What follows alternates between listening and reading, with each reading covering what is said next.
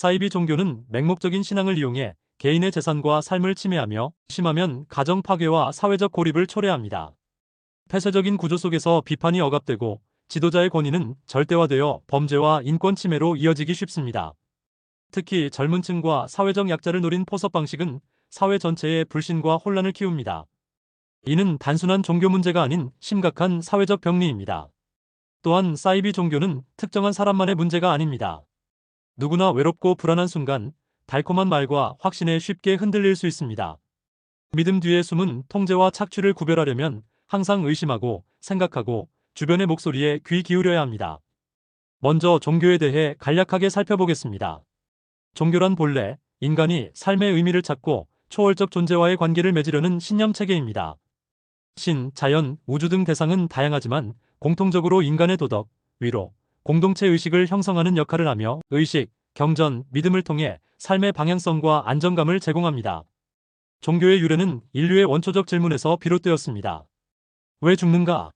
삶의 의미는 무엇인가? 라는 물음은 원시시대부터 인간을 신비와 초월적 존재에 주목하게 했습니다. 초기에는 천둥, 불해와 같은 자연현상에 신성을 부여하며 샤머니즘과 애니미즘이 등장했고 점차 조직화된 신앙체계로 발전했습니다. 고대 문명에서는 신을 중심으로 정치와 사회 질서를 정당화했고 종교는 인간의 두려움과 희망을 해석해주는 역할을 하며 역사 속에서 꾸준히 진화해 왔습니다. 그럼 정통 종교와 사이비 종교는 무엇이 다를까요? 정통 종교와 사이비 종교의 가장 큰 차이는 교리의 정당성과 사회적 책임성에 있습니다. 정통 종교는 오랜 역사와 전통, 체계적인 교리와 윤리 기반을 가지고 있으며 구성원 간의 자율성과 사회 공존을 중시합니다. 또한 공인된 성직자 제도, 투명한 조직 구조, 외부 비판 수용 등 개방성과 책임성이 비교적 잘 갖춰져 있습니다. 반면 사이비 종교는 교리를 자의적으로 해석하거나 창조하며 종종 교주를 신격화해 절대적인 복종을 요구합니다. 이들은 폐쇄적 운영 방식을 택해 외부와 단절시키고 신도에게 금전적 착취나 정신적 통제를 가하는 경우가 많습니다. 종교를 가장한 사기, 성범죄, 강제노동 등의 문제가 발생하는 것도 이 때문입니다. 결국 정통 종교는 신앙을 통해 인간의 삶을 이롭게 하려는 반면 사이비 종교는 특정 개인이나 집단의 이익을 위해 신앙을 도구화한다는 점에서 본질적으로 다릅니다. 다음은 사이비 종교의 현황에 대하여 알아보겠습니다.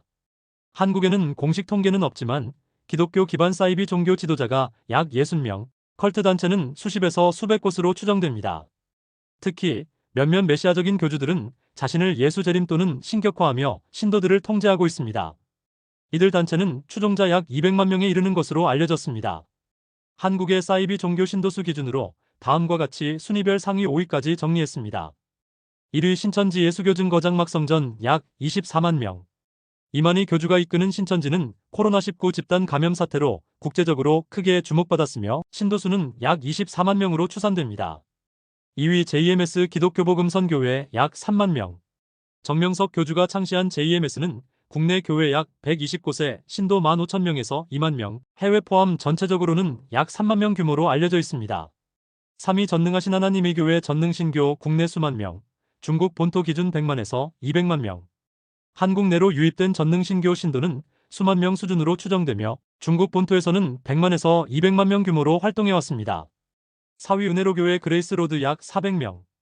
2014년 피지 이주 사건으로 국제적 이슈가 된 은혜로교회는 해외 이주형 사이비로 약 400여 명 신도로 구성되어 있었고 인권 침해 사건으로 사회 문제가 되었습니다. 5위 기타 주요 사이비 종교 수천에서 수만 명. 구원 파바곡수, 만민중앙교회 이재록, 아가동산, 백백교 등 여러 사이비 단체들이 있으며 각각 수천 명에서 만 명 단위 신도를 보유해온 것으로 추정됩니다. 이어서 사이비 종교가 야기한 사회적 문제에 대한 사례입니다. 사이비 종교는 왜곡된 교리와 폐쇄적 운영 방식으로 다양한 사회적 문제를 야기해왔습니다. 대표적인 사례로 신천지는 코로나19 초기 방역에 비협조하면서 대규모 집단 감염을 초래해 전국적인 공포를 불러일으켰고 방역당국에 허위 명단을 제출하는 등 사회적 신뢰를 심각하게 훼손했습니다. JMS 기독교복음선교회는 교주 정명석이 신도들을 상대로 수십 년간 성폭력을 저질러 국제적 문제로 확산되었습니다. 교주의 맹신을 강요하며 피해자들이 오랜 기간 침묵하도록 만들었던 폐쇄성과 세뇌 구조가 문제의 핵심이었습니다. 구원파세오로 관련은 유병원 전 세모그룹 회장이 관련된 종교단체로 탈세횡령 의혹뿐 아니라 구조 지연과 책임 회피로 사회적 공분을 샀습니다. 또한 은혜로 교회 피지 이주단체는 수백 명의 신도를 남태평양 피지로 이주시켜 감금 강제 노동 폭행 등의 인권 침해 문제를 일으켰고 피해자 구조에 국제적 연대가 필요했습니다. 다음은 사이비 종교의 접근 방법과 세뇌 기법에 대하여 소개하겠습니다. 사이비 종교는 처음부터 종교임을 드러내지 않고 상담 심리 치유 무료 강의나 지인 소개 등을 통해 자연스럽게 접근합니다. 처음에는 따뜻한 관심과 공감으로 신뢰를 쌓고 이후 점차 교리 교육과 집단 활동에 참여시키며 심리적 의존을 유도합니다. 세뇌 기법으로는 외부 비판 차단, 반복적인 교리 주입, 교주에 대한 맹신 유도, 죄책감이나 두려움 자극 등을 사용합니다. 또한 가족이나 사회와의 단절을 유도하며 신도 스스로가 빠져나올 수 없는 심리적 틀을 만듭니다.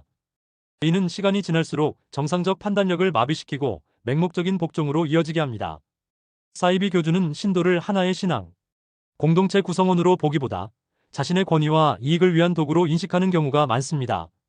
이들은 신도를 철저히 통제하며 맹목적 복종을 유도하고 교리를 통해 정신적 의존 상태로 만들기도 합니다.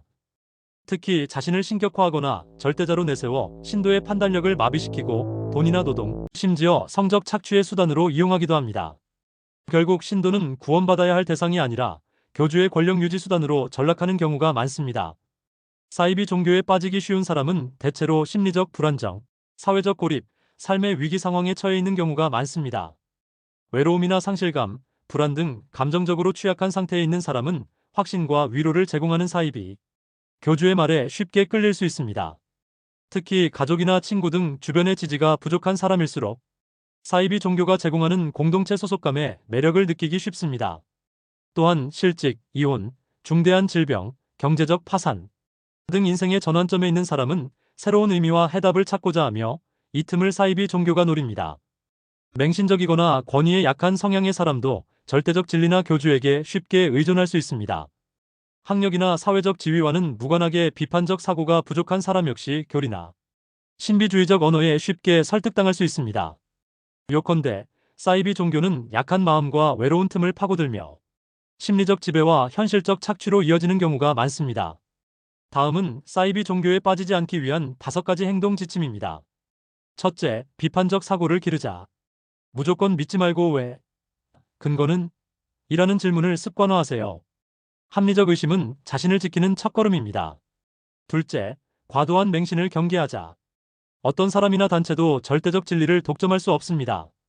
교주나 단체가 자신만 옳다고 주장한다면 주의해야 합니다. 셋째, 감정이 약해졌을 때는 신중하자. 슬픔, 외로움, 불안에 빠진 시기에는 의지할 대상을 찾기 쉬우니 중요한 결정은 시간을 두고 주변과 상의하세요. 넷째, 가족, 친구와의 대화와 신뢰는 사이비 종교가 틈탈 여지를 줄입니다. 외로움을 종교로 채우지 마세요. 다섯째, 정보는 다양한 경로로 확인하자. 한쪽 주장만 듣지 말고 뉴스, 전문기관, 종교 전문가 등 여러 출처를 통해 사실 여부를 점검하세요. 만약 주변의 자식, 형제자매 등이 사이비 종교에 빠졌다면 어떻게 대처해야 할까요? 가족이나 형제자매, 자식이 사이비 종교에 빠졌을 때는 감정적인 충돌보다 신중하고 인내심 있는 접근이 필요합니다. 우선 강한 비난이나 억지로 끊으라는 말은 오히려 반발심을 키워 관계를 악화시키고 그들을 더 깊이 종교 집단에 몰입하게 만들 수 있습니다. 따라서 비판보다 공감과 신뢰 회복을 우선해야 합니다. 첫 단계는 대화의 창을 유지하는 것입니다. 종교와 관련 없는 일상적인 대화를 자주 나누며 상대방이 방어하지 않고 마음을 열 수 있는 환경을 만들어야 합니다.